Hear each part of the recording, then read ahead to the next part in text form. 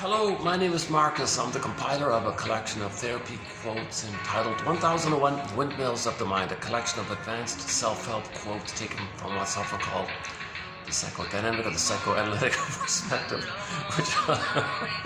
which long ago, as I understand, is referred to by some, or perhaps many, as philosophical medicine and narrative medicine. In this video, I'm just going to pose, it'll be on the lighter load, really a light load. I just came across two people's sort of general tips for counselors kind of thing, or self-help tips. So it's very, very vague, glittering generality. I could easily put it in the honorable mention pile. So I thought, well, maybe let's give it a try here. So I'm going to post, so what follows in this video will be 40 little summary sentences. Most of them are obvious. I just thought, well, maybe let's see what we can say about them, kind of thing.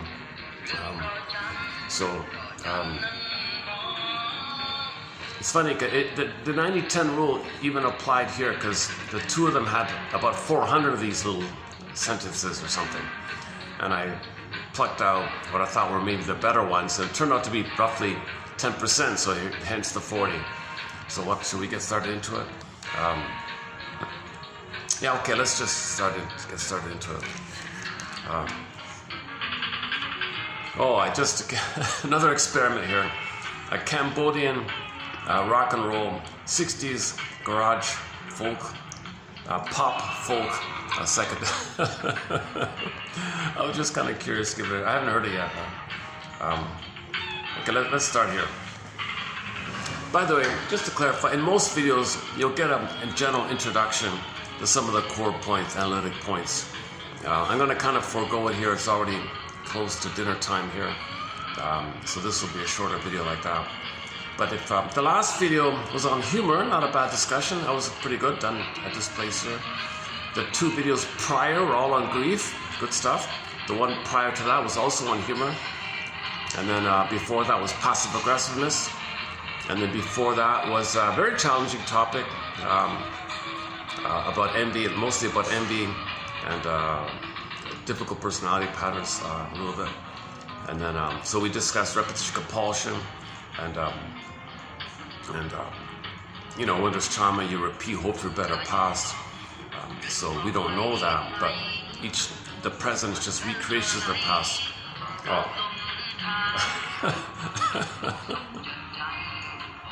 Should we keep it on? Okay, let's keep it on. He has a sort of a humorous sound to him. All right, first one here. So these are what? Oh yeah. So the counselor says to his student, people studying to be counselors. He's sort of like the instructor or something. All right, students, if you want to be a counselor, number one, your job is to see the good in people. Okay, so the fundamental premise, they're wounded and they're good, but they're wounded and they're confused, they're crying for love. Don't say they're bad, they're crying for love. Everything's love or a cry for love. If you're too triggered and you gotta label it, no, they're bad, okay, you missed it. Everything's love or a cry for love. So if the client or somebody is suffering, whatever, they're in pain, so their needs are not met, and they're triggered about the past needs not being met, and in the present they hope to get a better outcome for the past. Should we keep it? Yeah, on second thought, maybe I'll just hit that. Okay. It sounded promising.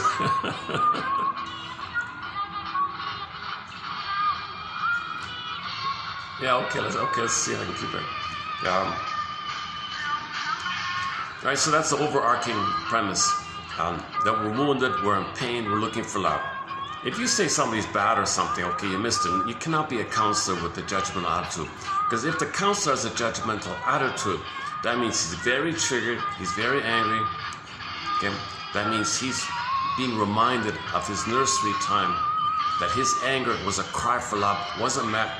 Okay? In the present, being triggered, and he's angry at the person in the present, that's a transference of his anger towards his mother in the past. He transfers that anger in the form of judgment, sarcasm, negativity, Okay, whatever form the anger takes, labels and like that. So you transfer the person to the present, because that person in the present may be triggered or remind you of the past. Then you say, oh, he's such and such and such. No, that's how you felt towards the mother, but that's anger towards the mother.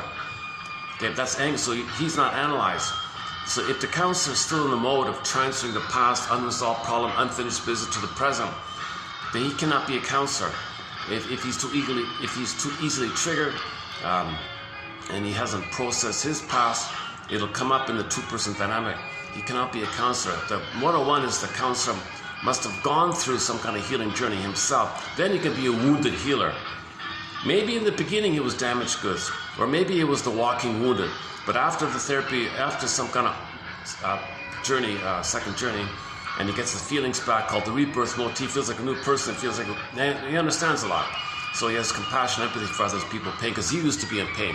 He used to be damaged good, people come damaged. He understands what's going on, he's empathy, he knows the pain, because he's been through it himself. So right off the bat, it's a simple cliche, but again, your job is to see the good in people. So if he can't, okay, that's counter-transference. That means he's in his past, he's angry at his mother. Okay? So judgment is a form of anger, and anger is a cry for love. Okay? Everything's love or a cry for love. So the prototype, the source point of this, the baby cries for love. If mother doesn't meet the baby's needs, it's tension, fear, shame, build up. Okay, finally it's anger.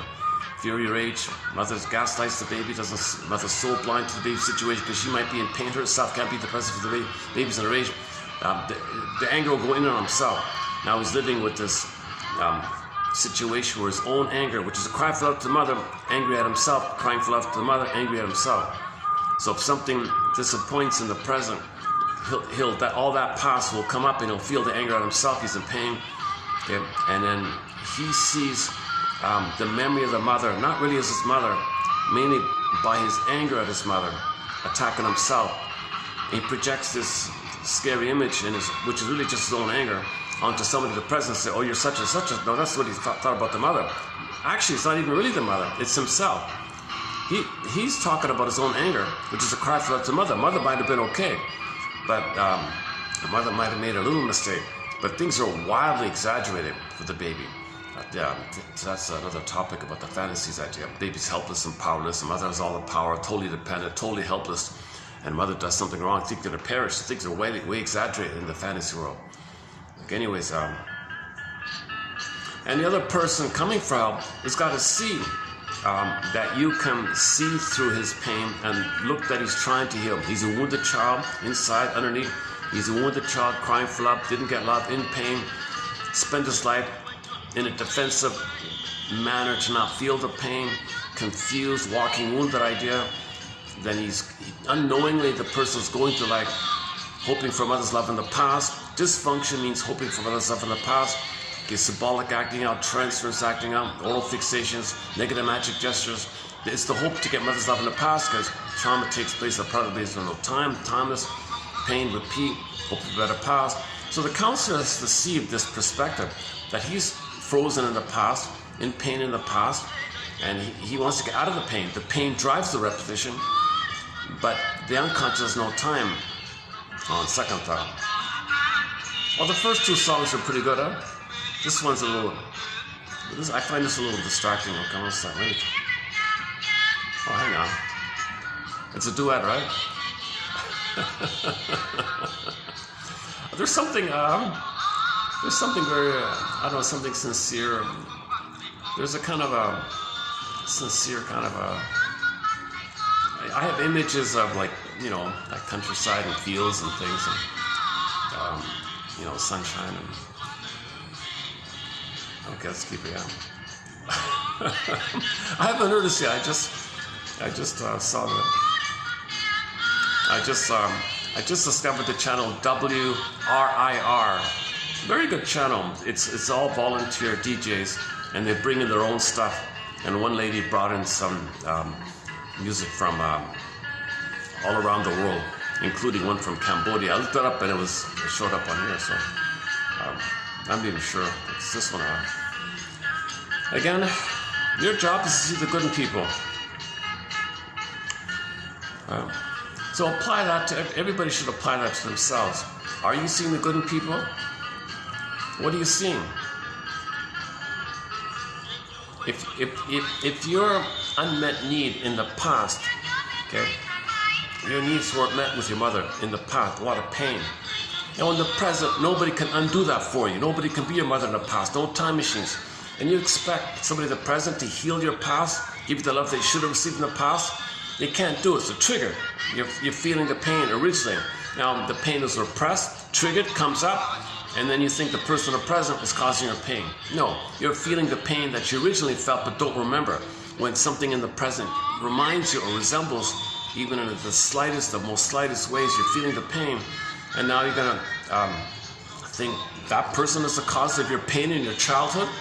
Okay, so you gotta be aware of how the past influences the present due to the fact that the baby's in a state of timelessness, no time, and all the circuits and assumption models, scripts, schemas, schematas, internal working theater, okay, personal constructs, mental constructs, stencils, okay, etc.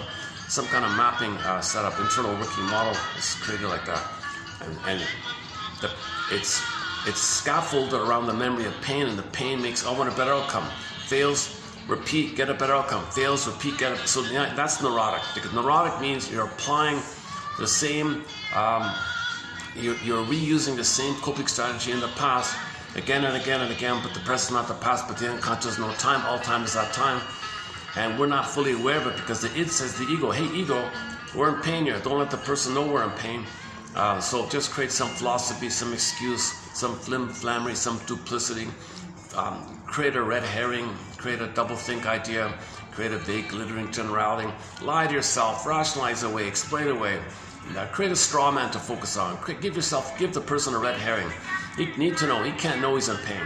And the pain creates these beliefs, whereby the beliefs make him unaware that the pain created it. So now the person believes stuff, and it functions as a blanket, a camouflage, a cloak, okay, to protect the person because he's in too much pain. Meanwhile, the unconscious pain system, the unconscious self, the secret self, the double self, the one who walks with me, who's not like me, who is me. Someone's living my life and know nothing about him. The double self, the secret self, the repressed self, the hidden self, inner child, the past, memory, construct, pain in all this memory, unresolved business with the mother, unprocessed trauma with the mother, timelessness, pain. Okay, this whole system underneath is driving the thing, and you don't want it. And the unconscious, the id says, don't interrupt it. Too much pain. If he interrupts it, he'll feel all the pain. You don't want to feel the pain, so you're doing him a good. Okay, so come up, so lie to yourself. So the person consciously believes stuff. Oh, what's the big deal? It's on sale, rationalization, and you don't believe anything. You gotta believe stuff. So you believe anything. So if he's a drinker, what's the big deal? It's social, people exaggerate. It's made with grains, what are you talking about? It's a food, take it easy. It's social, it gives me friends, I need friends, everybody needs friends. So it's healthy to have friends, and so lighten up or something. So you just kind of explain away. But the unconscious says, no, go for the fluid. The stimulating fluid makes you warm. Okay, food is, in the unconscious, food and fluid especially is mother. So it's stimulating, it makes you warm. So you kind of like, the unconscious goes by association. Look for the fluid. Maybe that's mother. Maybe the stimulating fluid is mother. But the conscious says, no, it's a social, harmless, social ritual. Unconscious, no, it's mother, gotta get mother. We're in pain, gotta get mother. Go, dopamine, go, get mother. So you see the gap there. The conscious thinks one thing, and the unconscious is a totally different perspective. The unconscious says we're in pain, gotta get mother, but there's no mother in the past. Look for symbols of mother. Oral fixation, cigarette, food, money's the main one, and so on. So, and this is a state of survival. So the associated attitudes you'll see with jungle mentality, either or thinking, all or nothing thinking. Okay, sarcasm is an oral fixation. Okay, negative humor, disgust. Oh yeah, yesterday's video wasn't bad. Check out yesterday's video on the topic of humor. And that wasn't bad, I thought. We included a lot of jokes in there. Some good jokes, I thought. There were a few good jokes in there. And then the two prior were on grief, and the one prior also on humor, the AA slogans and all that. I felt good about. I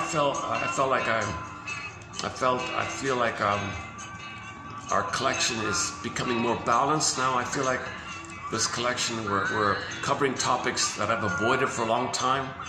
I feel like we're getting deeper into the humor area, and of course that challenging topic about the bully personality, basically. We started to cover that, and envy, of course, difficult topics, and so on.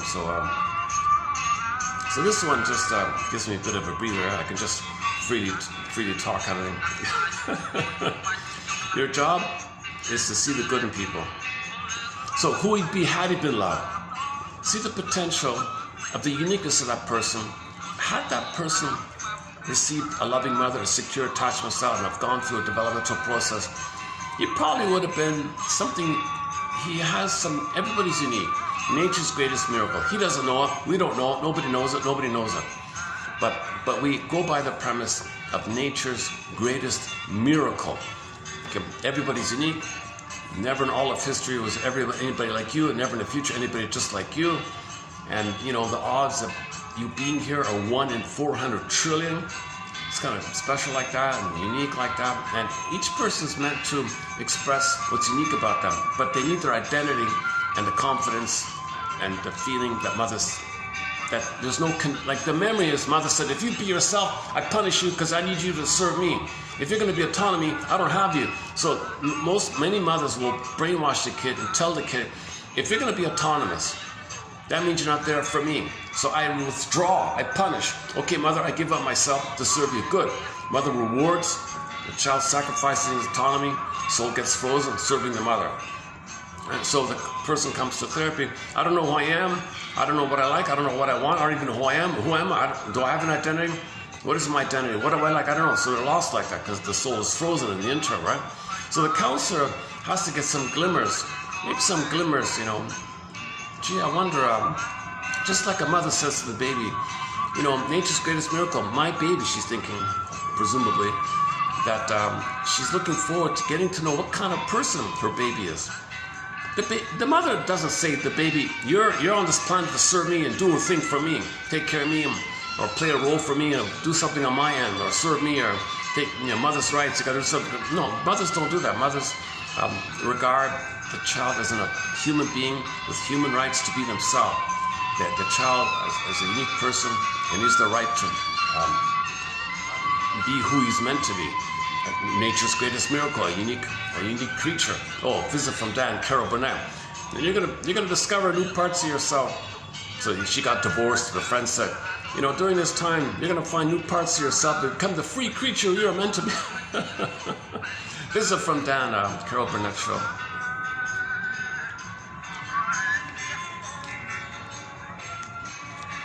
Okay, get her a break here.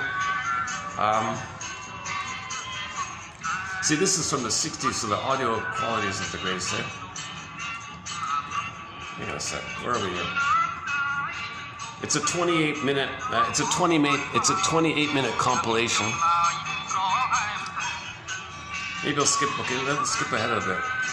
How about? Oh, what's this?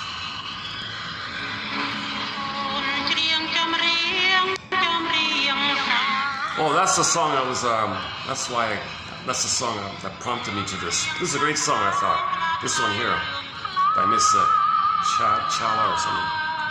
Yeah, okay.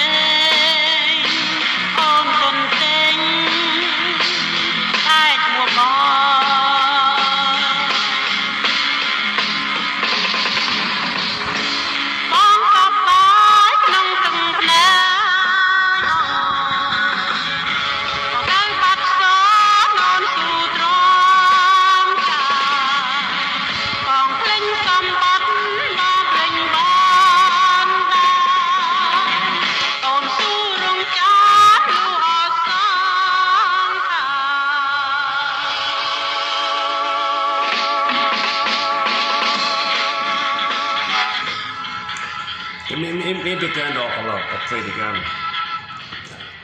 Maybe I'll see if I can make a short out of it or something. It's a good song. Where are we here? Seeing the good in the other, right? So if you don't have like a warm curiosity, or that means you're triggered. That means if you're triggered, you're in survival.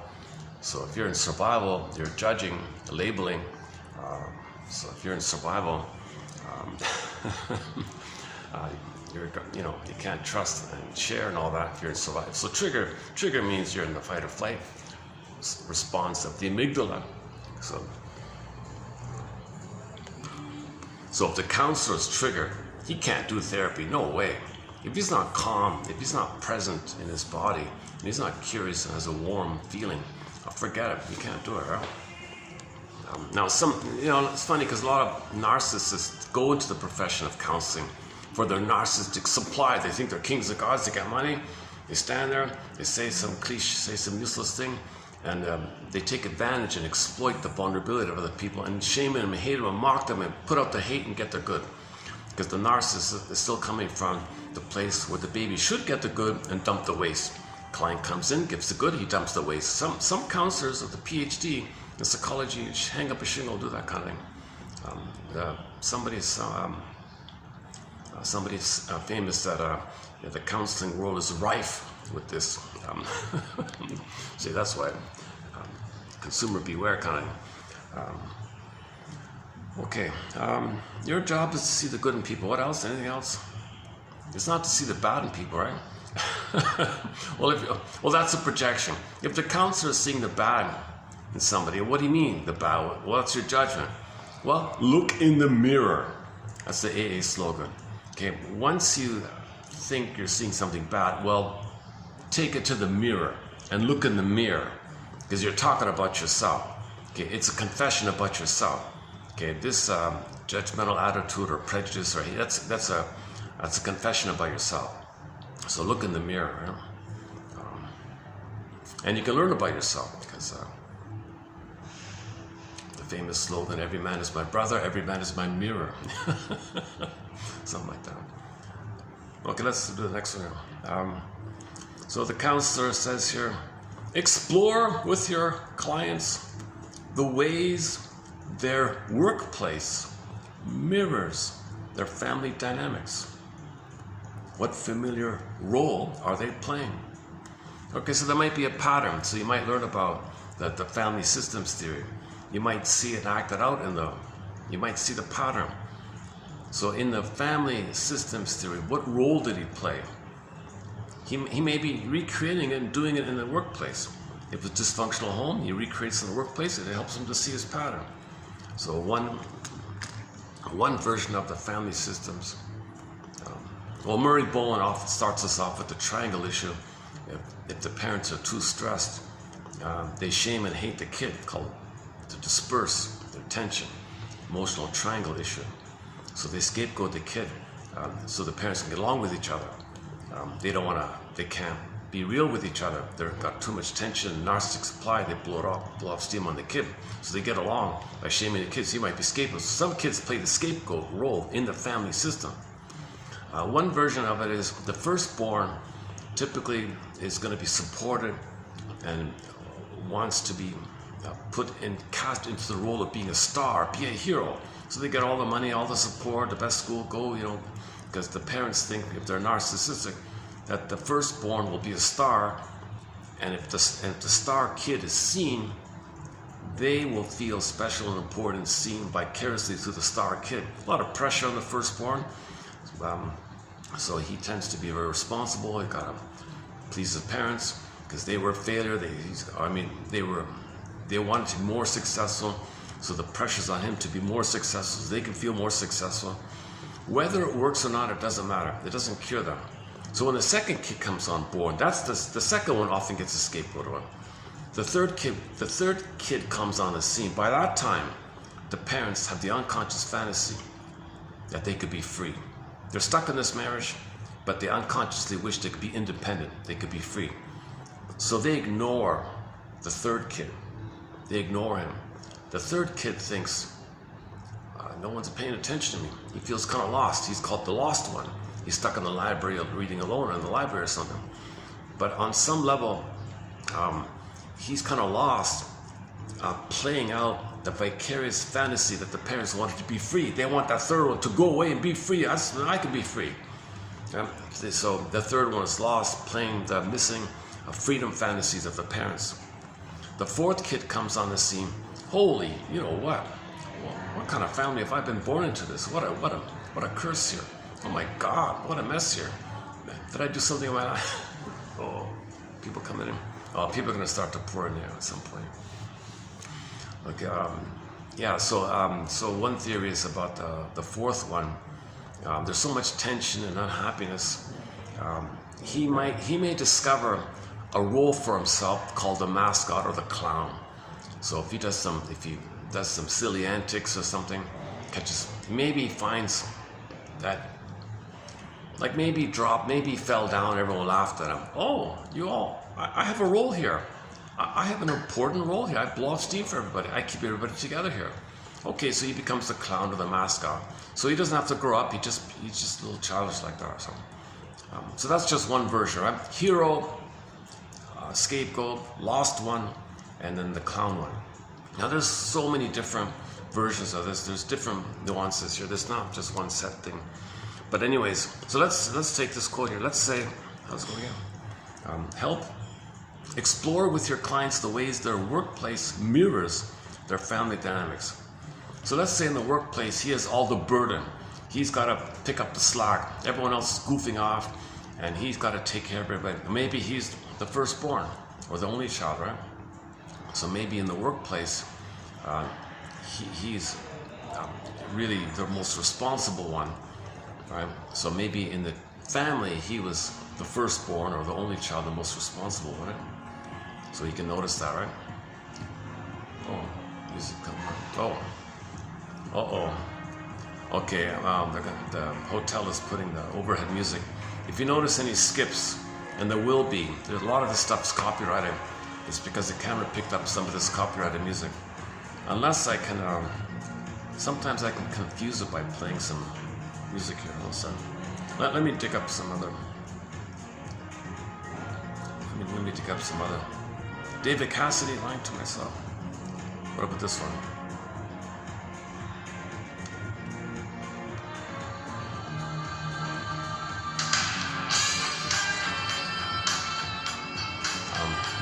Okay, maybe I can confuse things, and I won't pick up the copyrighted thing.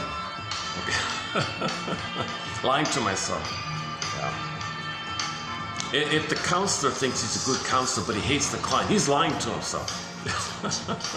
Your job is to see the good, the wounded, the potential, his path to healing, a vision of his potential, a vision of him finding his potential, his real self, activating his true self, his real self, being happy in love and work, and you're okay with that. You're not jealous of him, you're not envious of him. You take delight in what's called Freudenfreude. The counselor must have Freudenfreude, pleasure in the success and happiness of the client. If he's envious, forget it, it's not going to work. Right? He's lying to himself. Right? Explore with your clients the ways their workplace mirrors their family dynamics. What familiar role are they playing? Okay, it's okay, let's leave it there. I'm gonna lower the volume, 1 sec. Okay, next one. Okay, so again, advice to wannabe counselors by the instructor. You wouldn't drive a car, would you, students, if you were too exhausted, upset, or just too distracted, right? Come on, students, if you're driving, and you're really tired, angry, or your mind is somewhere else, you'd pause, right? You'd park on the side, right? Of course. Well, so don't do therapy. Don't take clients if you're in that kind of mode. Know when to say, quote, I can't help you. I don't think I'm the one to help you. I'll help you find someone else. Okay, next part here. Yeah, okay, in a related tone here. Dear students, Which clients do you refuse to treat?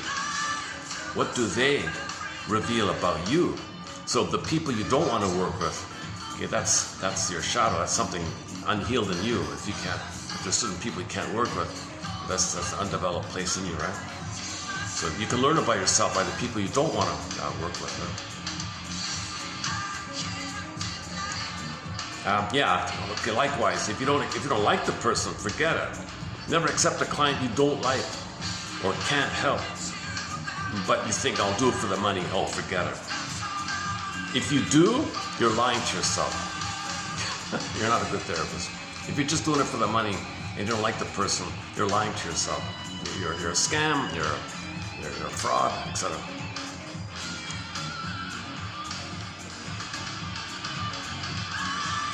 Yeah, and if you do think in those kind of exploitation terms, what does that make you then?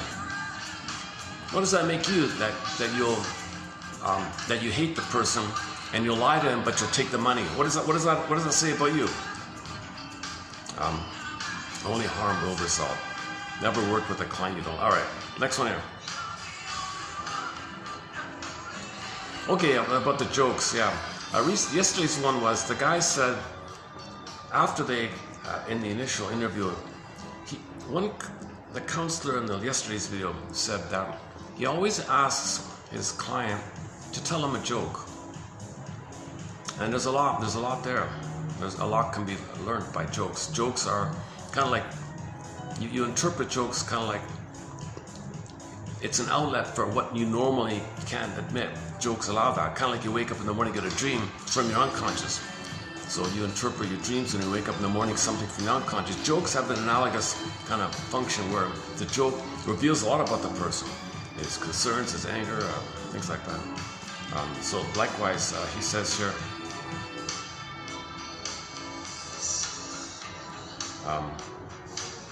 if your client tells a joke,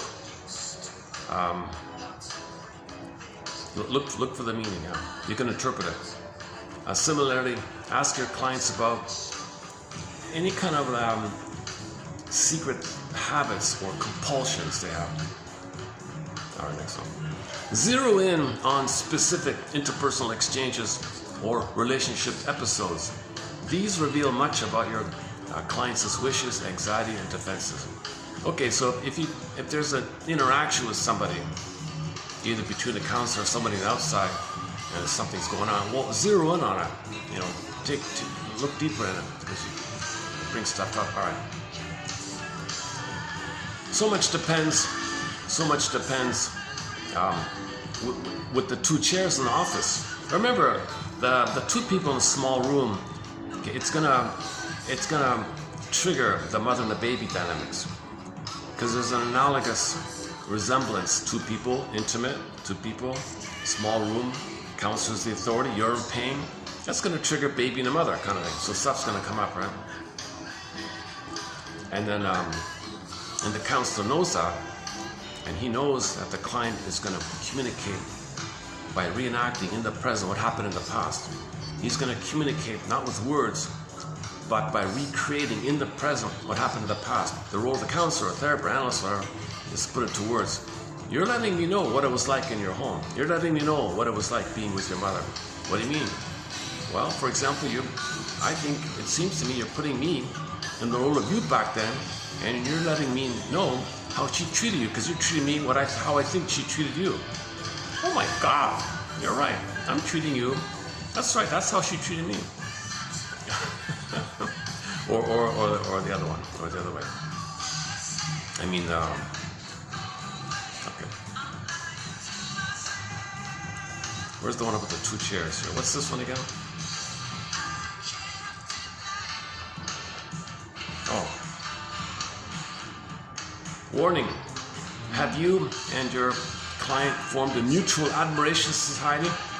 Okay, if it gets to a place where you're gonna both take turns playing big shot. Okay, so he thinks you're amazing and then you think he's amazing and you leave it at that. There's no therapy like that. That's what friends do, right? They might take turns playing big shot. And whatever real anger or shame, oh, that's what the scapegoat is for, to keep them enjoying their narcissistic indulgence, narcissistic supply of feeling important, to compensate, to regress into megalomania. So their soul's got to be on others, to shame. Hang on a sec. Okay, yesterday's topic, right? So if two narcissists get together to play, let's take turns playing big shot. Okay, that means their soul has got to be on someone else whom they're going to shame because they've identified with the aggressor. Okay, and they feel important by doing so. The other person doing the same thing. So the friendship, quote unquote friendship, is just taking turns playing big shot, but there's nothing real between them. If they do talk about something real, they can't admit vulnerability to each other. That's what the scapegoat is for. So they'll break up easily.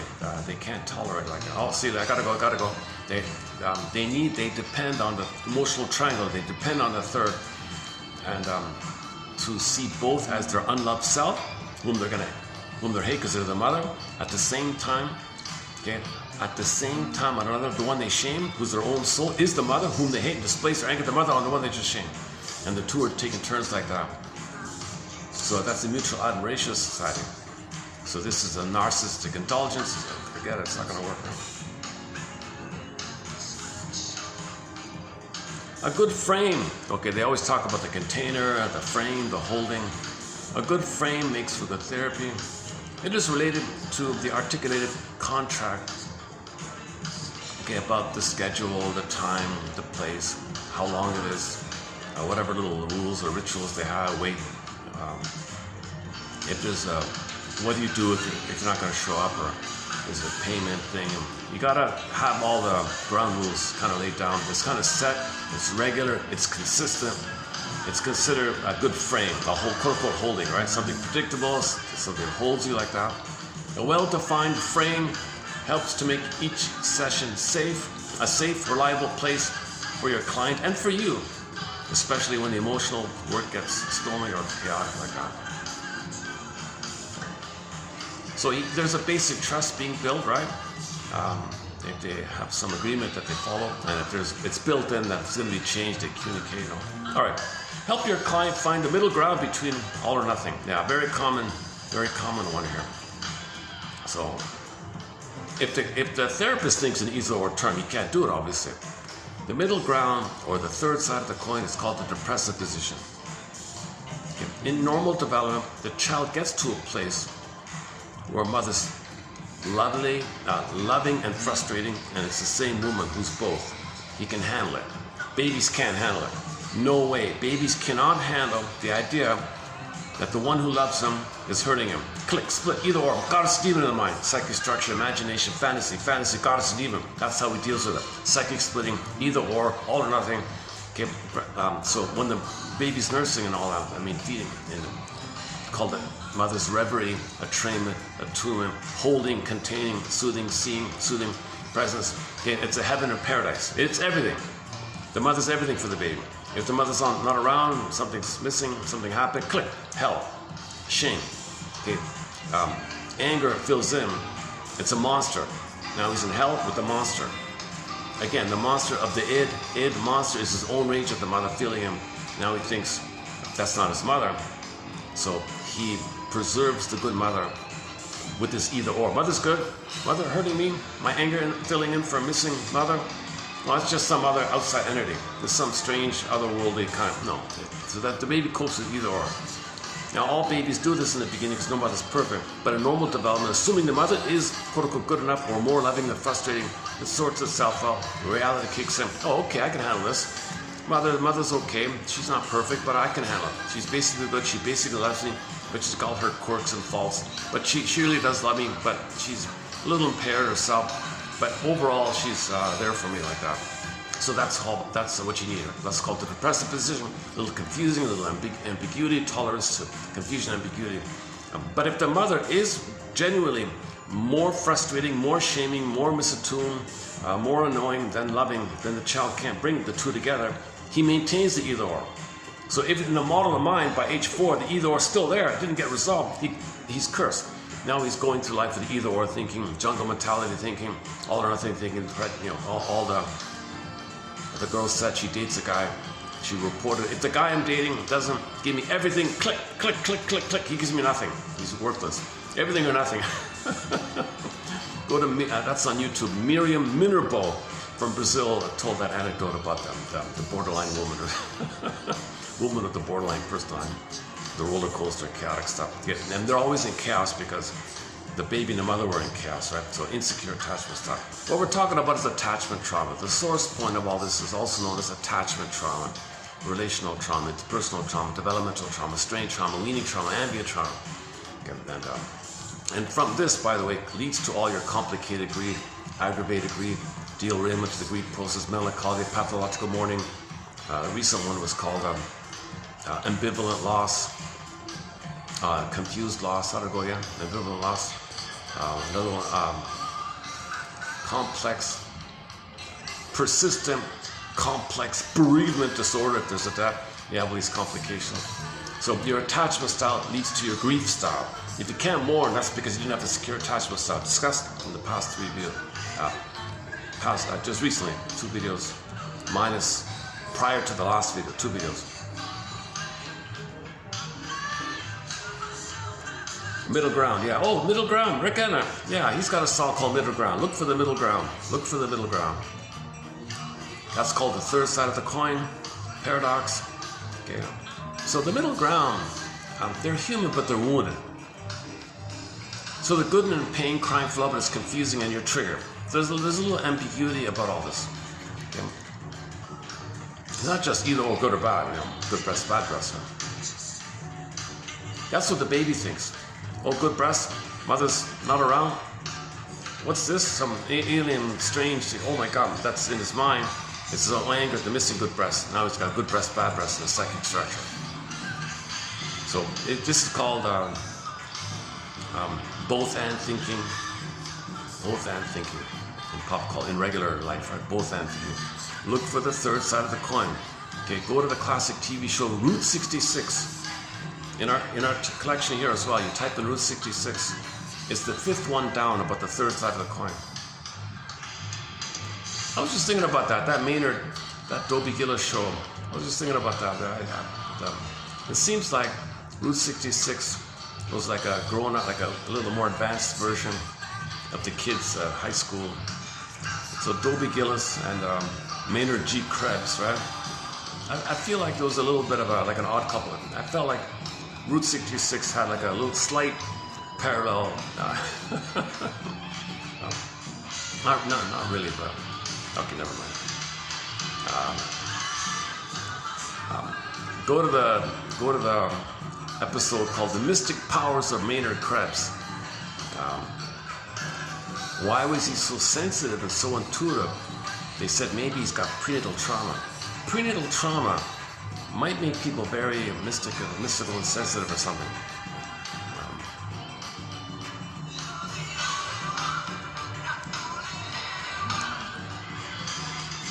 Next one here. During your assessment, ask your client to describe both of their parents in 3 words. Okay, so try it yourself. Describe your mother in 3 words.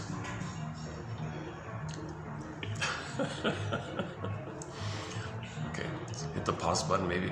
Don't let me distract you. And then do the same exercise with your father. My father in 3 words. You learn a lot right off the bat, right? Much will be revealed. With adolescents, never take the working relationship for granted. Recreate it in every session. Yeah, okay. So adolescents might get along with you, and then next minute they forgot about you. Who are you? They gotta start all over again. So that might be an attachment issue, right? You can't sustain the attachment. So that means they have a hard time forming an ongoing connection. Attachment trauma. Right? Avoidant attachments, you create it, but they're gone, they're not there. BPD is the same issue. So don't assume, okay. Okay, next one. When working with couples, I hesitate with this because I'm not a counselor myself. Disclaimer, disclaimer, disclaimer. I'm not a counselor. I only have a BA. I never studied psychology. I haven't been analyzed myself. I'd like to stop lying to myself. Well, I find your blind spots, right? See, lying to yourself means you have a blind spot, unconscious. It might make you think or do something, right? And then you just provide cover for it. That's your lying to yourself to protect the unconscious that you don't know. So you're being driven by the puppet master, and we're lying to ourselves because the puppet master told us to do so, and we're not aware of it. I'm lying to myself. Good song. This is a very good song by David Cassidy.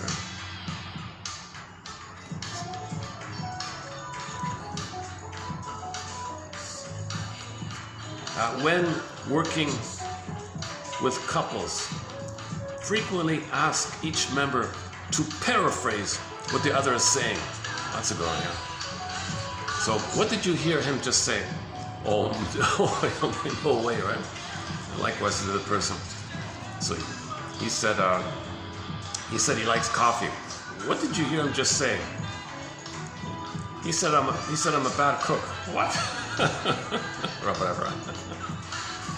So just basic mirroring and paraphrasing, basic 101 couple skills. They gotta paraphrase and mirror back what you heard them say. They distort people distort like crazy because they're so emotional. They want to say what they need to say. Doing okay? Okay.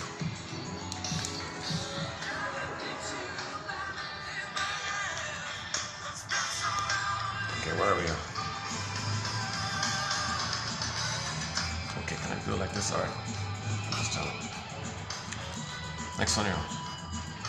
This is new for me to have the music playing while I'm holding the phone. And it's worth it because otherwise it's gonna go okay.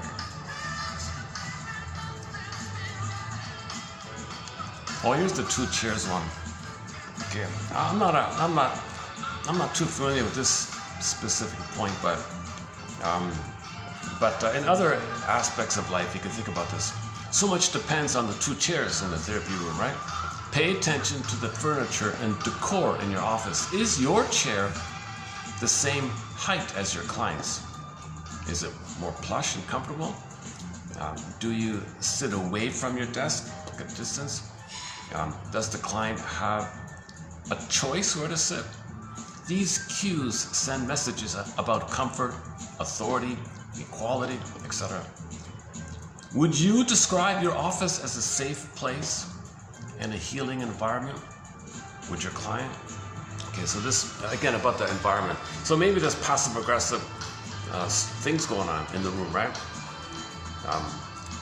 Like the boss, he being a plush, wooden, and you'd be sitting in this dinky little stool, and you'd be high up on something. That's different. So that's not a therapy situation. Next one here.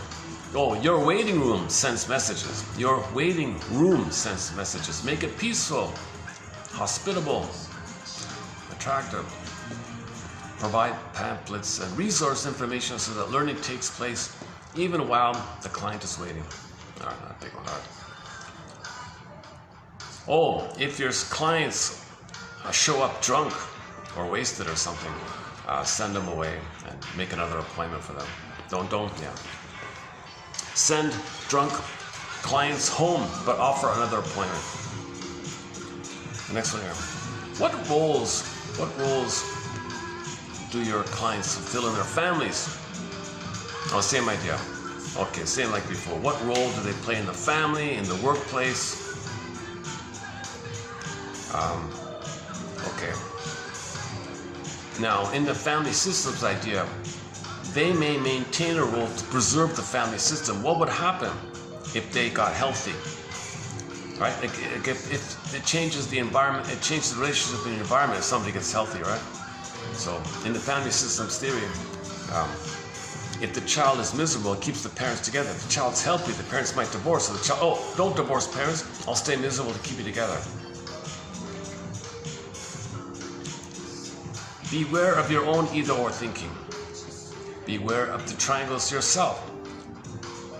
you may not know that you've taken sides until it's too late. Yeah. So he's got to be neutral, obviously. Invite your clients to ask themselves this question. What would 9 out of 10 people feel in my situation? What would 9 out of 10 people feel in my situation? My situation. 9 out of 10 would say, oh, you're in a nice place. You got it pretty good here. Coffee's good here. No, you got it. Okay. I mean, you're like your life situation, right? That's a good one, yeah. That's not a bad one. That's a good projective idea, right? Golden projection. What would 9 out of 10 people feel in your situation? Next one here. Always admit when you don't know something, and when you're wrong. Doing so models openness, vulnerability. So setting an example. If the client made a mistake, if the therapist made a mistake, narcissist said that. He said he made a mistake. He told the client, you know, I was triggered. I took it out on you. I apologize for that. Something on my end, my bad. Oh, he was thrilled. Oh, wow. Okay. Treat him like a human being. It's an immense sign of respect to apologize like that. I felt badly that I took my anger out on you, my frustration, was something of mine. And you don't want to go too much into it, but just acknowledge that. You acknowledge your quote-unquote counter-transfers acting out, and then you feel badly, and you're not gaslighting the person that he did something wrong. You know, you did something wrong, and you apologize, and you come clean. That's a huge, this never maybe happened before for the person, right? Doing so models openness, fallibility, and vulnerability. Part of what you do indirectly is to give permission for healthy strivings. Yeah, so the mother said, if you're going to be autonomous, if you're going to be self-activated, if you're going to find your autonomy, if you're going to separate and be yourself, I withdraw, I punish. That's the memory.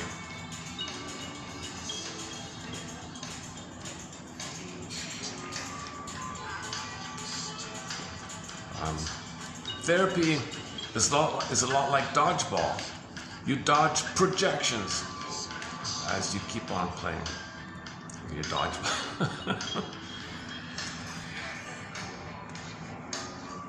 So the projection is something from his past. So commonly, if the mother was cold or something, he might assume and provoke you to be a cold person, a refusing person. You're projecting. So you dodge it. No, I'm not. I'm going to be myself.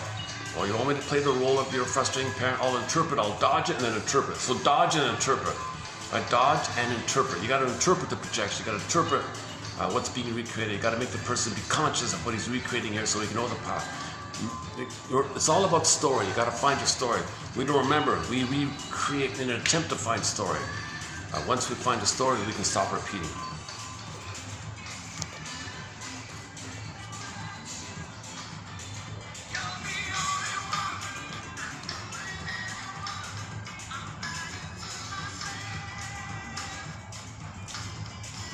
Let me play that new Cambodian song. Hold on a second. Let me get that back. I don't want to hear David Cassidy nonstop. Hold on a second. Let's get up that new song. Where was it again? 20 something?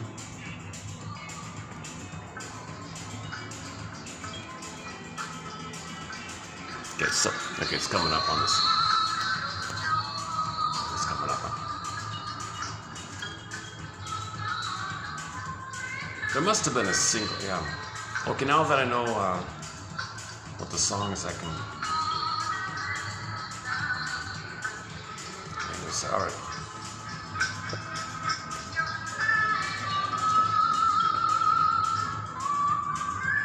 Less is more.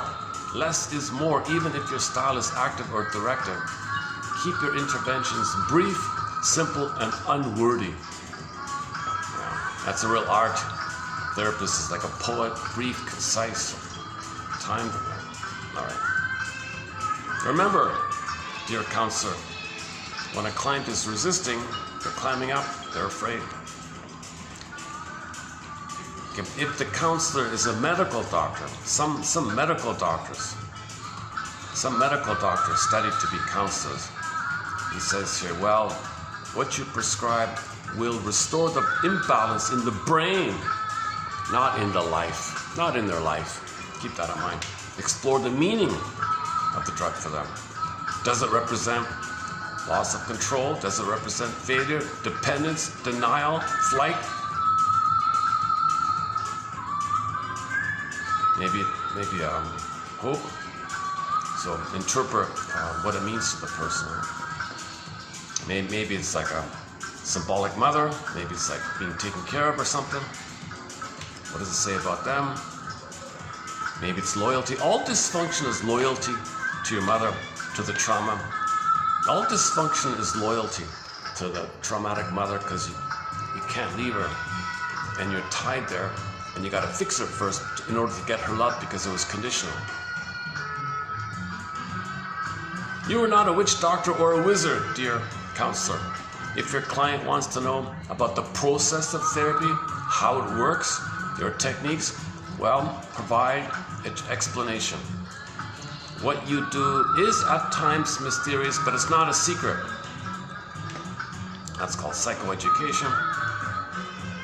What kind? So yeah, I would say go to 1001 Windmills of the Mind. All these quotes, a lot of these quotes talk about what the therapist does.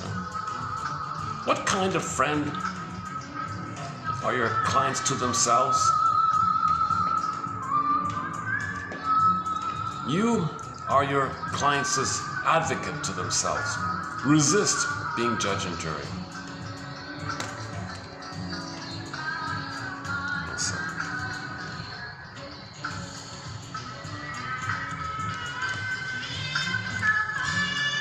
Okay, next one here.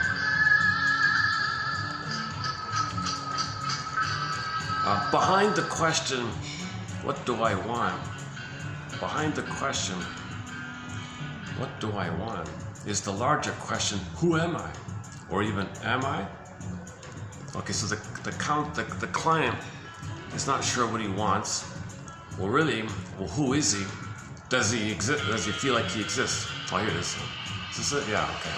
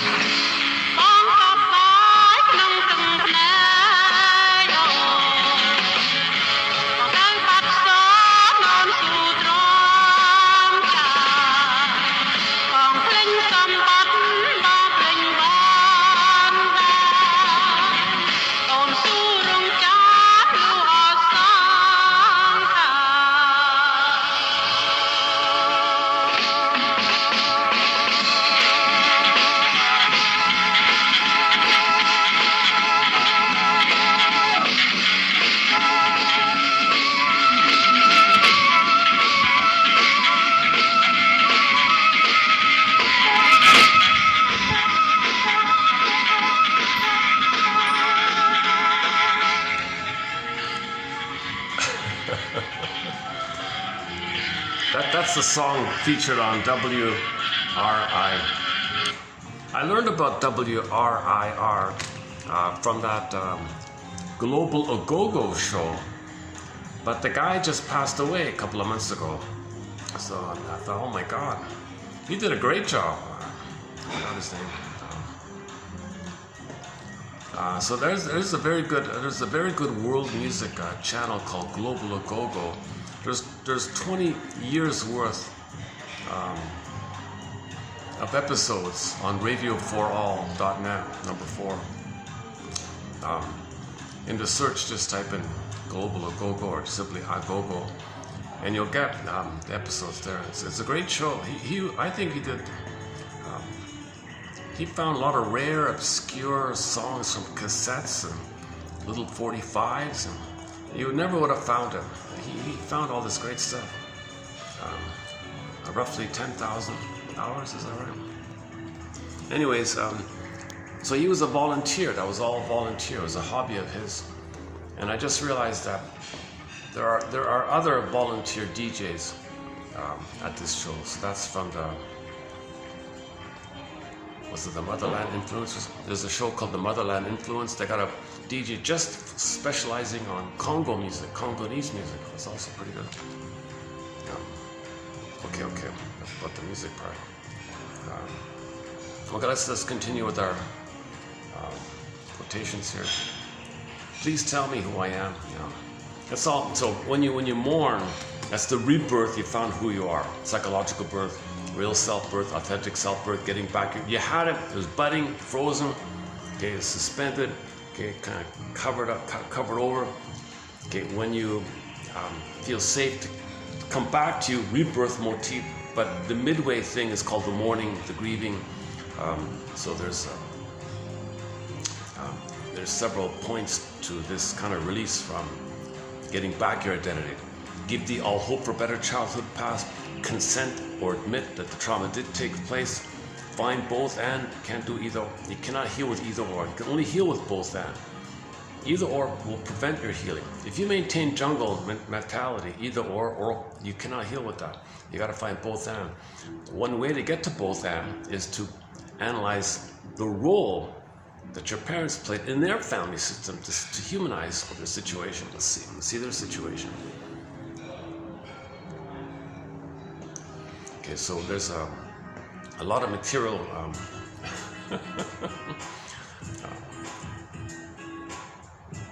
Who am I? What can I say? The therapist must establish a psychologically safe environment, obviously, wherein anything can be said and any feeling experienced. So you don't get that with your friends. Your friends won't allow you to show certain feelings. They'll clamp it down, right? Because they haven't healed. And you bring up a feeling, they'll squelch it. They're there now, get over it, what's wrong with you? Because they don't want to feel what's coming up in them, being triggered by your vulnerability. They hate weakness, they hate the signs of vulnerability, because it brings it up in them, so they'll interrupt your grieving. Only in the caring presence of a caring witness, enlightened witness, like that, then you can feel whatever you gotta feel. He knows it. He's done it himself, he knows it. And say what you gotta say, called free association. Say what comes to mind. That's the daily activity, the regular activity. Say what comes to mind, freely say what comes to mind, and then things come up, right? Because every time you free associate, the theory is the next thing you say spontaneously will come from a deeper place. It comes from a deeper place. That's the mining idea. Snow White, the dwarves were miners, gemming. That's the image of free association, fishing. Okay, pulling up rampion, pulling up the carrots, the Rapunzels, the radishes, the rampions. Free association, that reminds me of that. Oh, that reminds me of that. That reminds me of that. So you're now trying to piece together and now know what you couldn't have known. That's setting it up so then you can feel what you couldn't have felt. Then that's the feeling idea. And, so you can feel, you can say and feel whatever you need to say and feel. That's the gift of therapy, the promise of therapy, or the format of therapy, right? The therapist establishes the optimum therapeutic environment through his balance of neutrality and empathy. Neutrality and empathy. Empathy, so he understands your frame of reference and even can feel what you're feeling, but knows that it's your frame of reference, but he can feel, but he knows it's your frame of reference, it's your construct, it's your traumatic script, but he can feel it. He's neutral and he can feel it, so he can do both. He can have empathy for you and he can be neutral and observe. A balance of neutrality and empathy. A balance of neutrality and empathy. So he has no agenda on you. Okay, he's not using you. He's neutral, and you understand empathy. The therapist's silence is intended to facilitate treatment. The client's silent unintentionally resists it. Okay, so this is the difference between silence here. The client might be silent as a protest, passive aggressive. I'm not going to talk. I rebel against you. I'm going to climb up. I don't trust you. You're going to criticize me. I'm going to climb up. I'm silent. I'm going to punish you, so I'm not going to talk. I don't trust you. So they're silent, maybe in a rebellious kind of way, or passive aggressive way, or fear, resistance. Resistance is fear. Therapist is silent because this is a forum for you to grieve on. It's not. Sorry. The client's undue dependency, the client's undue dependency on or failure to get close to the therapist represent two sides of the rapprochement conflict. Okay, so so this is the schizoid development, the rapprochement conflict. You want to connect, you're afraid. This is the metaphor of the chair shuffling. One cartoon was the guy had the chair, and he could never settle the chair in the room. He thought that if the chair is too far, at any moment, it's either he felt it was too far, abandon. Oh my God, I can't be alone, be abandoned. He moves the chair a little closer. Engulf, mother's gonna engulf me, she's gonna gobble me up. Let's go back, I'm gonna fall down. No, I'm gonna fall because I have no mother. I gotta go closer, but if I go closer, mother's gonna gobble me. If I step back, fear of abandonment, fear of engulfment, fear of abandonment, fear of engulfment. So the metaphor was the schizoid dilemma, or they can never settle in any kind of place, right?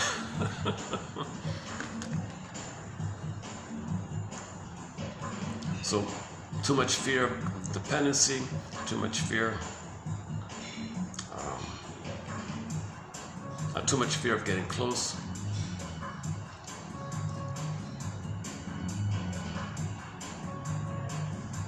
Oh, I see. The client's undue dependency. Okay, that'd be the clinging one. If there's too much clinging, they're the pleasers and the coat takers. They're clinging and clinging versus one. So that's the anxious attachment style. The avoidant attachment style. Oh, I see the rapprochement conflict. Okay, the rapprochement. Okay, in this case, a little overlap there. So the rapprochement one is between 18 months and 36 months. The child wants to explore, but he'll freak out, wants to touch home base, but doesn't want to get too close, doesn't want to regress. He just wants emotional refueling, a little improv by the mother, communicative matching with the mother, just a little education like with the mother, learning with the mother like that. Then he can explore further. He freaks out, touches base for refueling, emotional refueling. So he's a little close, but doesn't regress, doesn't get pulled back to a prior place of fusion or oneness, mother using the child. No, just, mother's got it. I'm present, you're safe, you could explore. When you freak out, I'm safe, I'm not going to pull you, regress you, I'm just letting you move forward. Come back, move forward, come back, move forward. This back and forth is a rapprochement crisis. So if people have problems, this kind of thing, it's like, I'm going to connect with you. Wait a minute. Mother wasn't there or something, or she punished me, or the fear of anyways, any kind of confusion around this rapprochement. Okay, let me check this one here. Let's do the next one here. The therapist's failure to establish the client's undue dependency. The client's clinging. If he's clinging, or he avoids, I think there might be a mistake here. I have a question mark. I don't think this is the rapprochement conflict. there's okay. Can I vary this? The client says undue dependency, clinging. Okay, that's the need for mother. He's reaching for mother, looking for mother, clinging for mother. So that's one way. That's the moving towards. Some clients have an avoidant attachment style, so they won't get close. So that reflects the attachment style, moving towards, moving against. Okay, the rapprochement conflict. Okay, this is a separate idea. This rapprochement conflict is more about if you express your authentic self, your true self, your real self, it's going to trigger the abandonment depression, where mother didn't support you, and you're afraid of losing your mother. So then you might eat a cookie. Self-activation triggers abandonment depression, which leads to defense. So there's a chaos like that. So I think this is. Let's take that one out. Okay, let me take that one out. Let's take that one out. All right, next one. The therapist's failure to establish a connection reflects insufficient feeling with a client. Okay, so lack of trust, right? So if therapy fails, it's the therapist's fault, not the client. Right?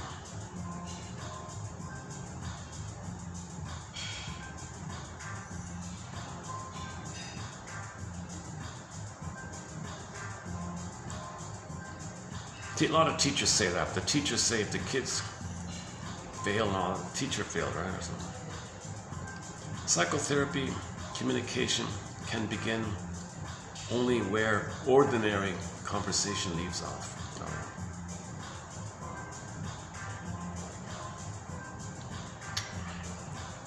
right. If you've heard it all before, you're not listening. Okay. Exit and entrance lines reflect the transferential themes of separation intimacy.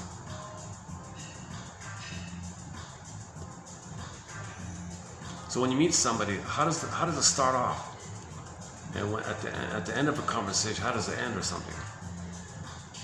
That might reflect, that might be clues to connecting and separating or something.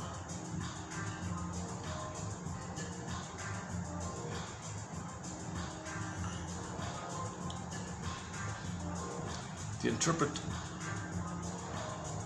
Yeah, these latter, the first, they're starting to get weaker, these ones here. Psychotherapy is like a slow cooking process that has no microwave substitute. Okay. Last one here.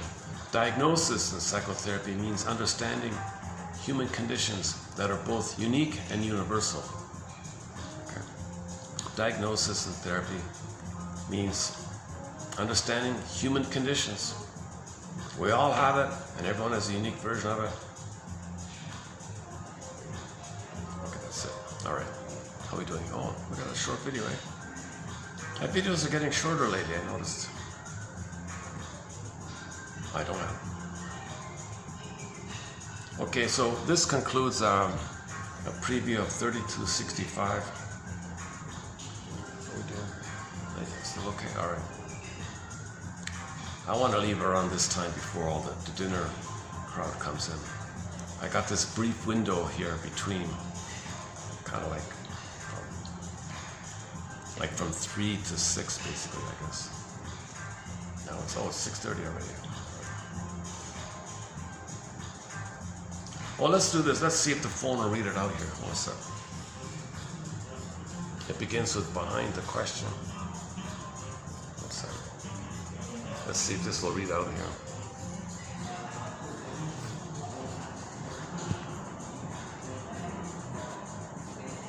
Behind the question, what do I want? Is the larger question, who am I? Or even, am I?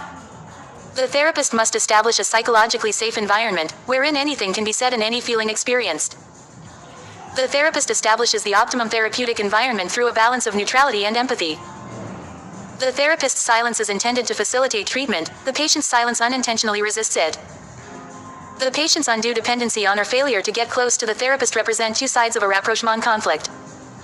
The therapist's failure to establish an empathic bond reflects insufficient feeling for the patient. Psychotherapy communication can begin only where ordinary conversation leaves off. Memory is poetic, prone to imagination, hearsay, suggestion, distortion. If you've heard it all before, you're not listening. Exit and entrance lines reflect the transferential themes of separation and intimacy. The interpretation of symptoms may dissolve resistance, but the interpretation of character traits may generate it. The success of psychotherapy can be attributed to the patient, and its failure to the therapist. Only when the patient becomes more vulnerable within treatment will he or she become less vulnerable outside treatment. Psychotherapy is like a slow-cooking process that has no microwave substitute. Diagnosis in psychotherapy means understanding human conditions that are both unique and universal. T. Karasu. You or your patients advocate to themselves. Resist being judge and jury. What kind of friend are your patients to themselves? You are not a witch doctor or a wizard. If your client wants to know about the process of therapy, how it works, your techniques, provide explanation. What you do is at times mysterious, but it's not a secret. Remember, resistance equals fear. The drug you prescribe will restore the imbalance in the brain, not in the life. Explore the meaning of the drug for them. Does it represent failure, loss of control, dependence, denial, flight, or hope and enhancement with respect to therapy? Less is more. Even if your style is active or directive, keep your interventions brief, simple and unwordy. Monitor yourself. Are you talking too much? Interrupting? Asking too many questions? Are you dictating the agenda for each session? Let your patients bring what they want to explore that day and listen. Therapy is a lot like dodgeball. You dodge projections as you keep on playing. Part of what you do indirectly is to give permission for healthy strivings. Always admit when you don't know something and when you're wrong. Doing so models openness, fallibility and vulnerability. Invite your patients to ask themselves this question: what would 9 out of 10 people feel in my situation? Send stoned or drunk patients home, but offer another appointment. What roles are they fulfilling in their families, communities, corporations? Where are they in the pecking order? What would happen if they actually changed? Beware of splitting. Beware of triangles. You may not know that you've taken sides until it's too late. Your waiting room sends messages. Make it peaceful, beautiful, hospitable to all. Provide pamphlets and resource information so that learning takes place, even while the patient is waiting. So much depends on 2 chairs. Pay attention to the furniture and decor in your office. Is your chair the same height as your client's? More comfortable? Do you sit away from your desk? Does the patient have a choice of where to sit? These cues send messages about comfort, authority and equality. Would you describe your office as a safe place and a healing environment?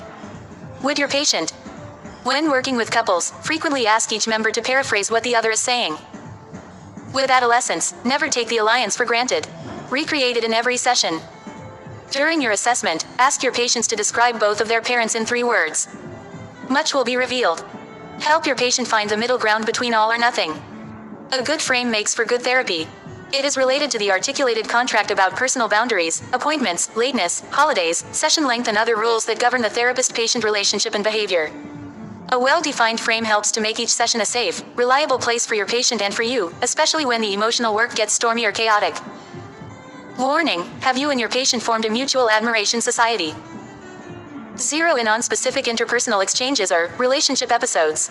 These reveal much about your patient's wishes, anxieties and defenses. If the patient tells a joke, laugh if it's funny and not self-depreciating. Then find the meaning. Ask your patients about secret habits, rituals, compulsions. You wouldn't drive a car if you were too exhausted, upset or distracted. So don't do therapy at those times. Know when to say, I don't think I'm the one to help you. I'll help you to find someone else. Which patients do you refuse to treat? What do they reveal about you? Never accept a patient you don't like or can't help just for the money. If you do so, acknowledge what that makes you. Never work with a patient you can't like. Only harm will result. Explore with your patients the ways their workplace mirrors their family dynamics. What familiar role are they playing? Your job is to see the good in people. A. Peterkin. TQ 3265.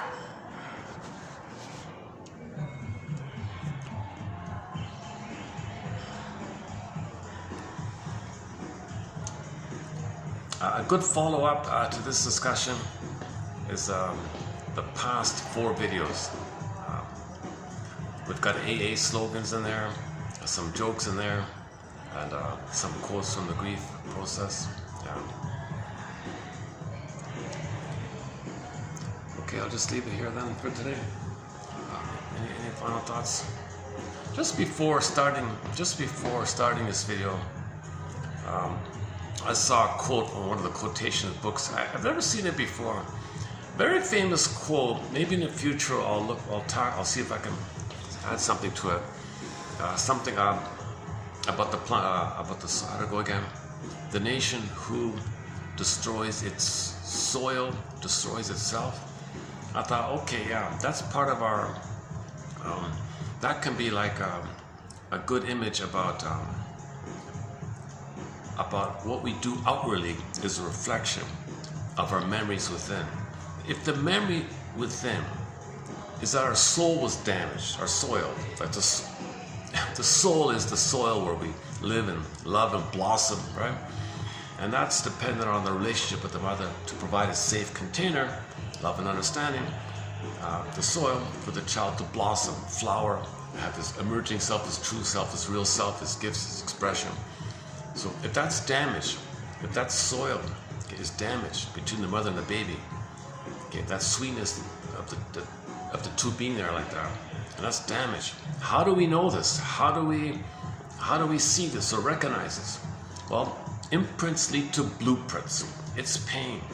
We create outwardly based on the map, so we can know the map. The map is what we go by. So we pollute the soil to say that the soil, the relationship was damaged with the mother, and he couldn't have nutritious self, his real self, his delicious self. He couldn't have it, right? And I just took a quick check. Now this is a very famous quote back in the 30s. It's an old quote back, way back in the 30s. I just did a quick, hang on a sec, where is it? What do I have here? Oh, I lost it. Oh, son of a gun.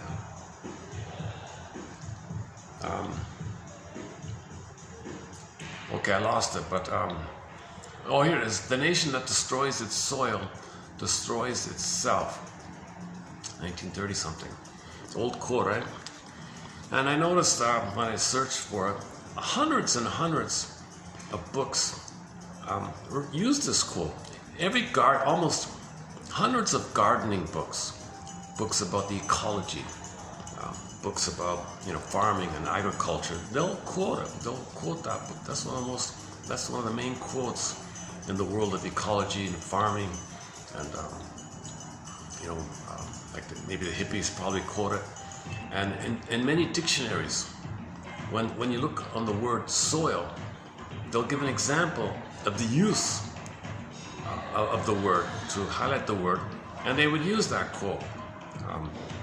In most dictionaries, it's in most dictionaries under the word soil or destroy or damage or in the dictionary, the nation that destroys its soil destroys itself. So if you look under soil or destroy, and when the dictionary gives an example, they'll include this one here.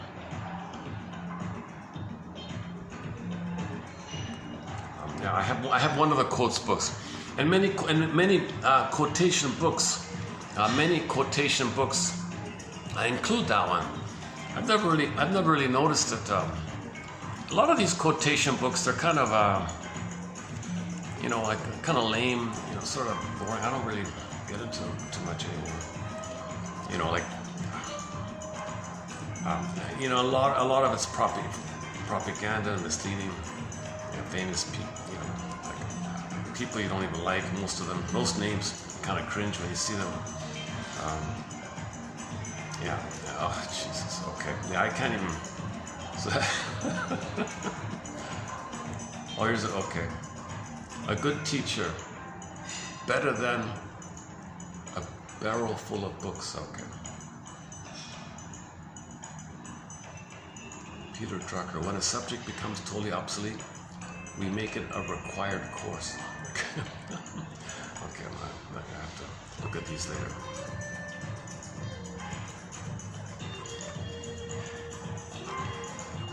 What's up? Okay, yeah. Okay, okay, hang on a second. Maybe I can dig it up quickly. Hang on a second.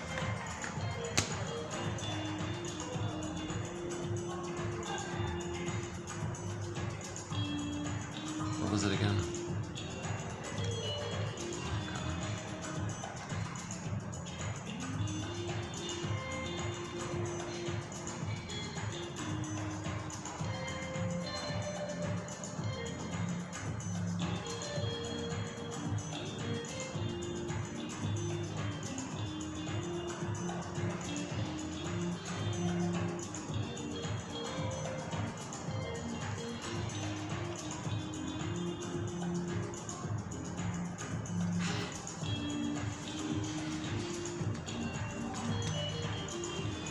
Yeah, so these books, all these books on gardening, quotations,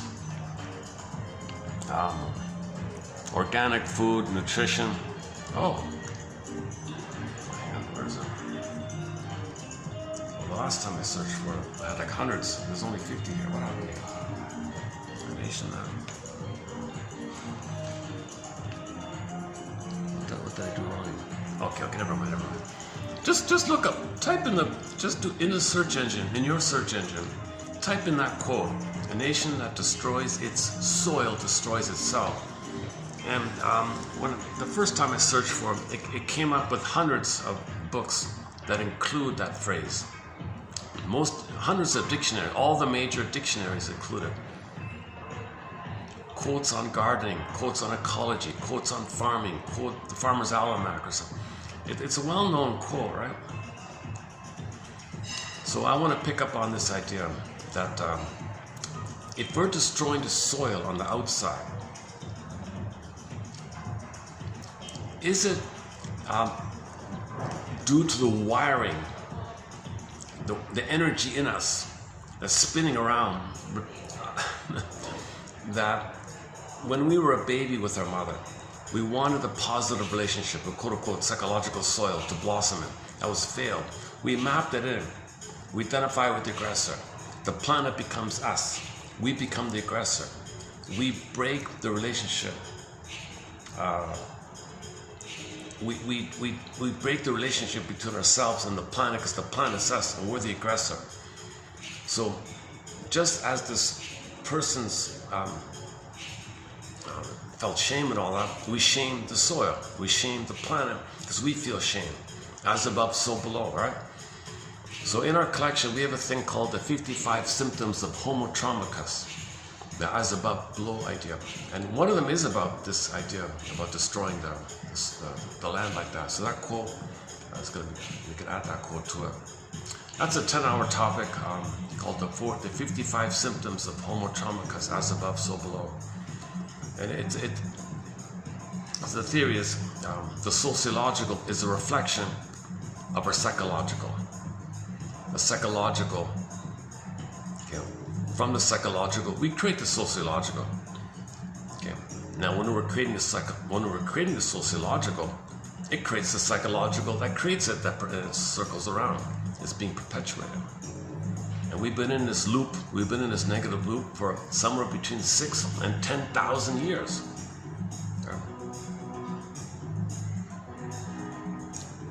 This symbol, this symbol to represent this, I don't want to mention it, it's a very disturbing negative symbol.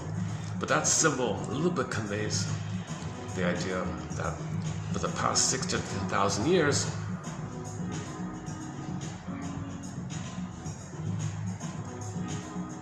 so the quote-unquote new, and when you repeat,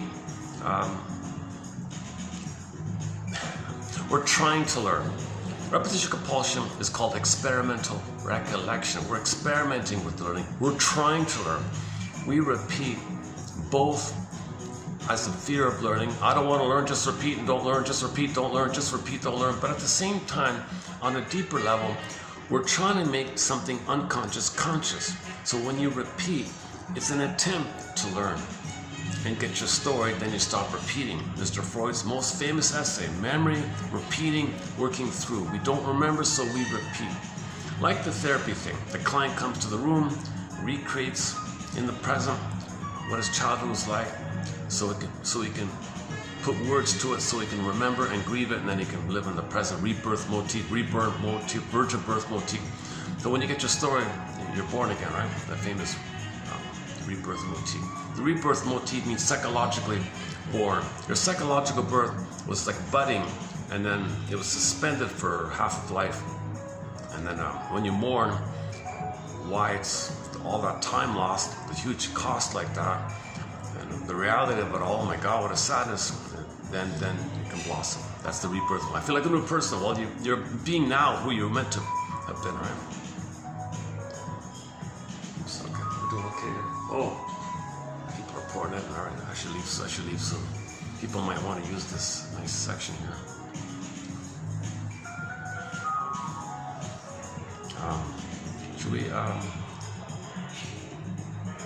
I could go to the lobby here. It's Saturday here, so it's going to be packed in the lobby. They got a really nice lobby, this place here.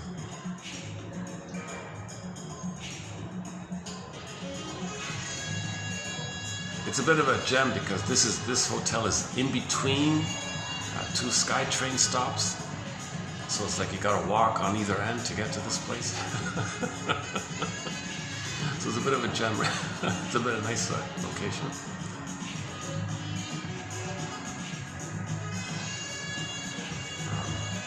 Where are we?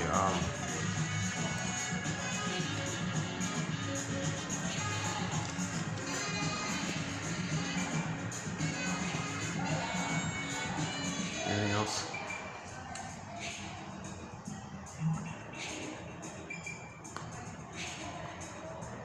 Yeah, hang on a sec. That book about for example, just to give you one example, this book here, Our Gardener's Bouquet of Quotations. So many books on gardening and flowers and vegetables, and they'll talk about it. Almost every a garden is a thing of beauty and a job forever. That's opening quote there. Should we just randomly pick some of these? Yeah, so.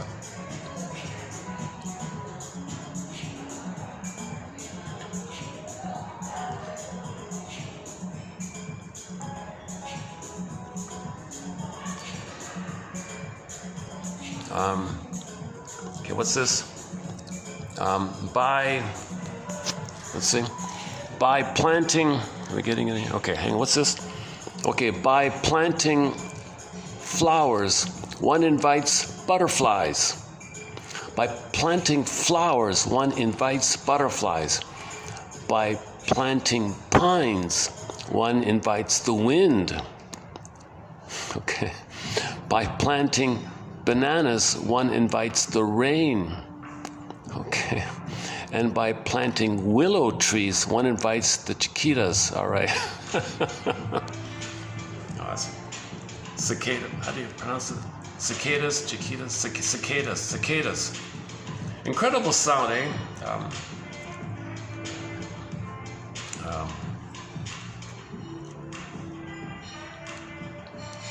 If you plant the willow trees, you'll hear the cicadas. Plant the flowers, you'll get the butterflies. Plant the pines, there's the wind. Plant the banana trees, you'll get the rain. All right, that's a good quote, yeah.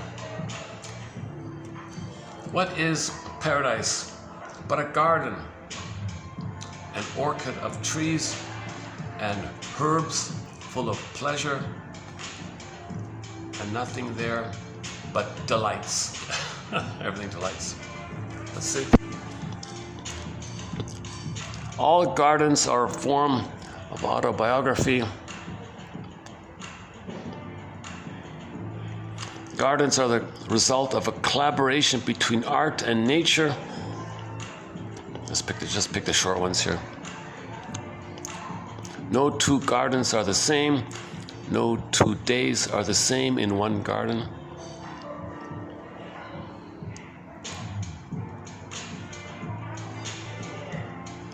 Where are we? I could live in Paris only if I had a beautiful garden. Oh. Really? The tiniest garden is often the loveliest.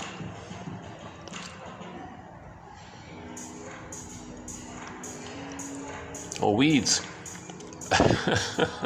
Sweet flowers are slow, and weeds make haste.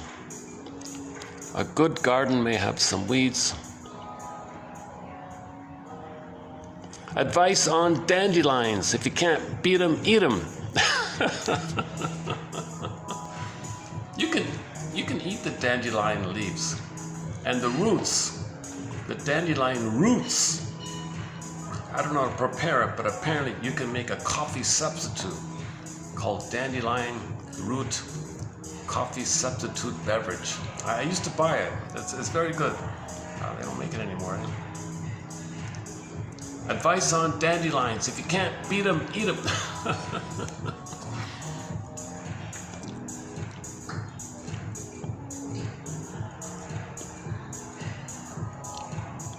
Where are we here? The frost hurts not weeds. Oh, you fight dandelions all weekend, and late Monday afternoon, there they are,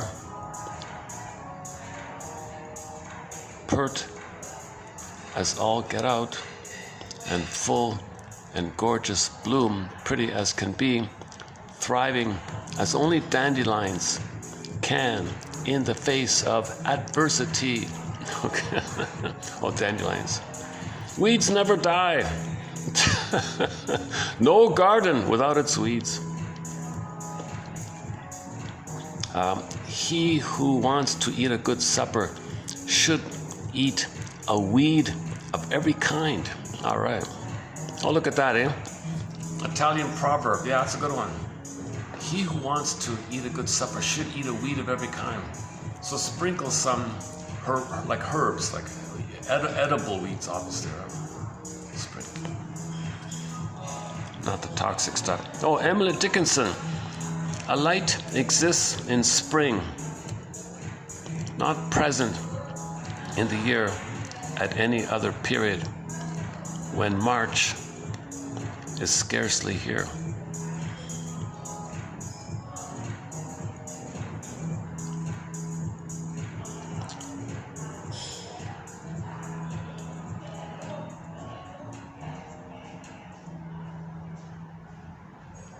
Flowers before May bring bad luck, really? Oh, what's the deal with flowers in May? You are as welcome as the flowers in May. What does that mean? Okay, I gotta check these out. All right, so a little appreciation for nature here, the flower garden.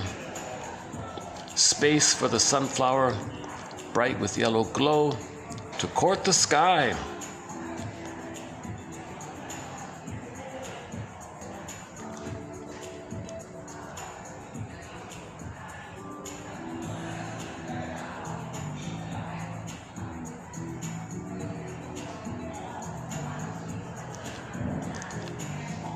Here tulips bloom as they are told. Here tulips bloom as they are told. Lost me there. All right, what's this one? Gardeners, I think, dream bigger dreams than emperors. Oh boy.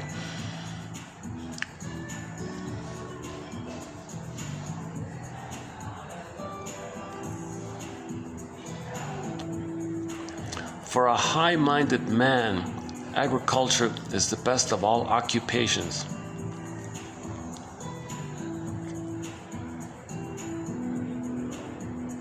Oh, up to 7 deadly sins. Surely it is pride that most commonly afflicts the gardener. Gardens cannot be considered a detachment from the people who made them.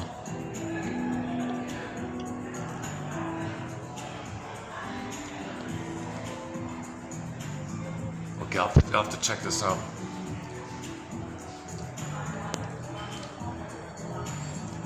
All right, okay.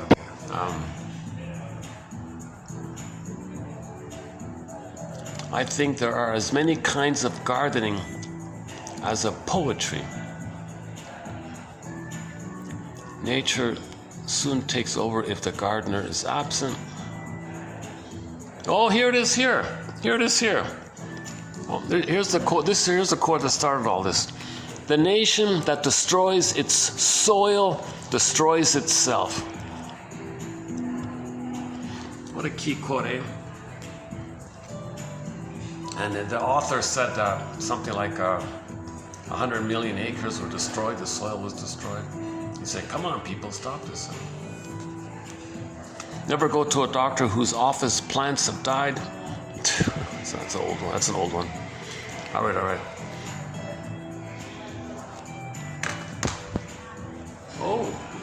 goodness. Oh, there's a whole group thing behind me. Okay, let's move it downstairs. Hold on a second.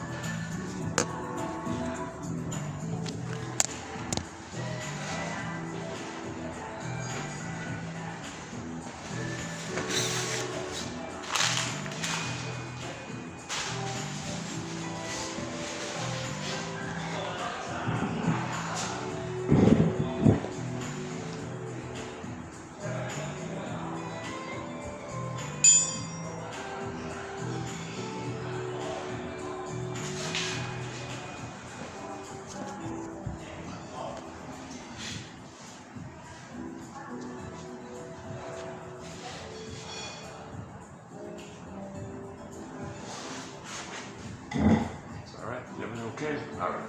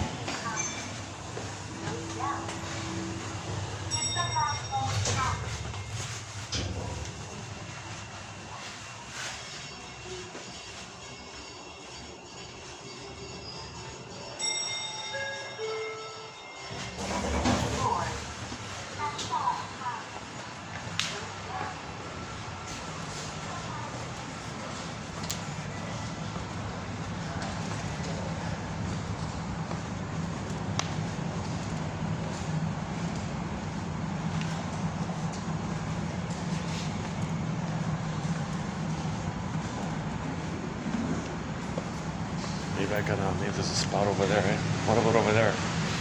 Let's go over that green. Let's go over to that spot over there.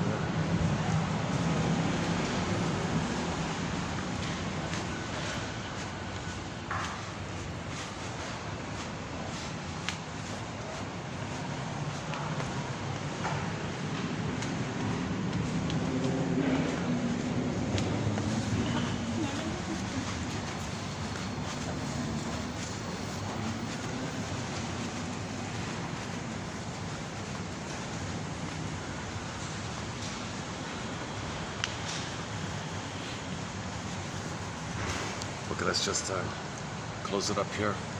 Any final thoughts here?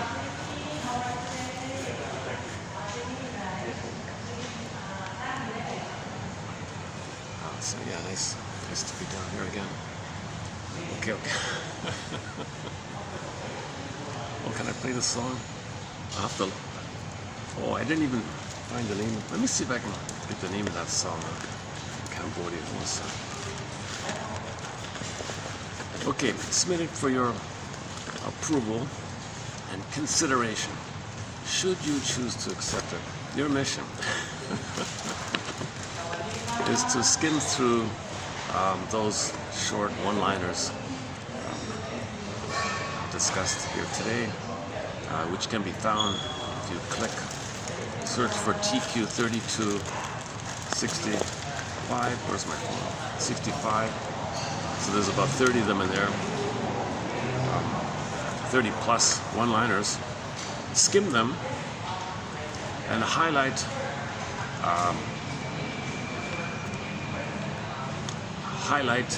the ones that grab you the most, like which ones charge you. When you read them, which one gives you a little emotional aha, and then circle it or something, and then use it as a springboard to re-associate with.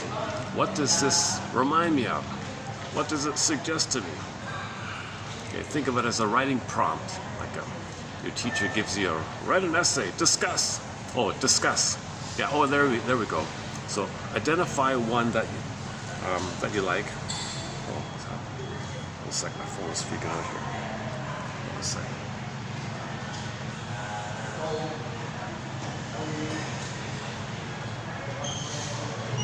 Okay, 3265, right? So 3265. So once again, your mission submitted for your approval and consideration is to skim these 30 plus, roughly 35, right? 35 one-liners here, and then discuss verbally or in writing with your friend. Or, I don't know. That's a pretty good mission, right? Think of it as treat it like you're being, it's a job interview, and the person interviewing you gives you that sentence and says, discuss. And he wants to hear what you oh, no. You use it to learn about yourself, right? Okay, I want to dig up that site. Give me a sec here. Let me dig up that song about that.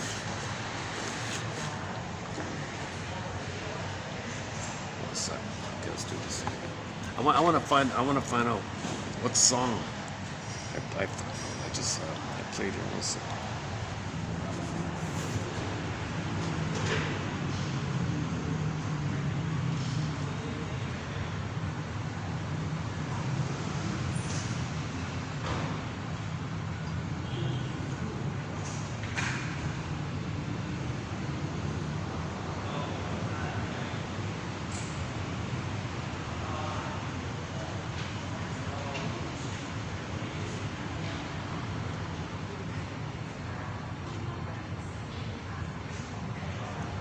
Her name is Shogun Malai. But what's the song?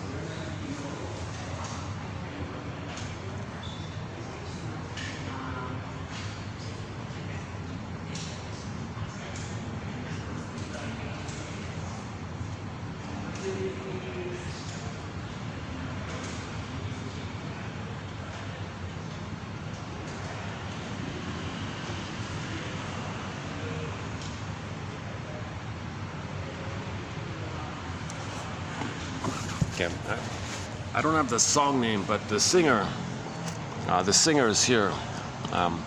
Cho-un Malai. Is it this one? Let's try this one.